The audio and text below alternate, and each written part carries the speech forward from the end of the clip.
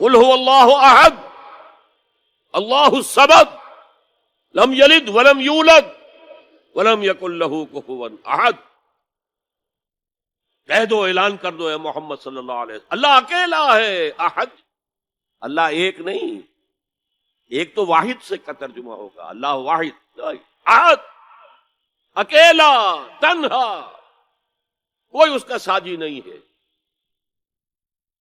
اللہ الصمد، صمد اس کو کہتے ہیں کہ جس کا کوئی سہارا لیا جائے، جس کے سہارے سے کوئی چیز قائم. اللہ قائم بالذات ہے، اپنی ذات سے قائم ہے. پوری کائنات اس نے تھامی ہوئی ہے، وہ چلا رہا ہے. آسمانوں اور زمینوں کو اس نے تھاما ہوا، انزالتا، کہیں اپنی جگہ سے ہٹ نہ جائے. آپ کو معلوم ہے کہ یہ عظیم سیارے اور یہ عظیم جو گیلیکسیز ہیں، ان کی اصل حقیقت کس قدر باریک معاملہ ہے ان کا، کس قدر باریک. لو سانس بھی آہستہ کہ نازک ہے بہت کام، آفاق کی اس کارگہ شیشہ گری کا. ان کے درمیان جو فاصلے ہیں، ان کی باہمی کشش ہے.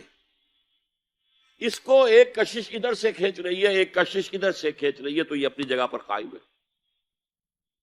اگر ادھر کی کشش ذرا سی بڑھ جائے وہ کھینچ لے گی اور وہ ٹکرا جائیں گے اور کائنات درہم برہم ہو جائے.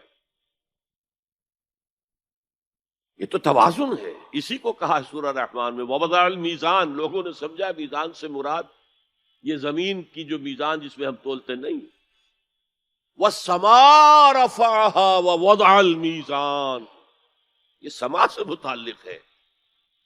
کاسمک بیلنس ہے جس کی وجہ پر یہ کائنات قائم. Cosmic balance. بہرحال اللہ ہی ہے جو قائم بالذات ہے اور باقی سب اس کے سہارے قائم ہیں. لم یلد ولم یولد، نہ اس نے کسی کو جنا نہ وہ جنا گیا، نہ کوئی اس کے ماں باپ ہے اور نہ کوئی اس کی جورو ہے، نہ اس کی کوئی اولاد. ولم یکن لہ کفوا احد، اور کوئی اس کا ہمسر ہم پلہ نہیں ہے. اس لیے کہ اولاد تو ہم پلہ ہوئی نا.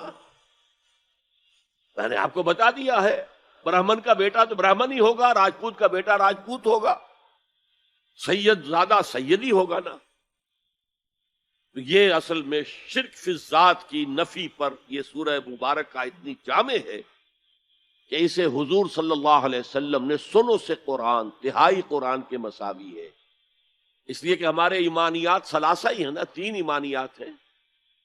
ایمان باللہ توحید کے ساتھ، ایمان بالمعاد آخرت، ایمان بالرسالت، اور توحید کے موضوع پر یہ جامع ترین صورت ہے. تو قرآن کا 1/3 ہو گئی.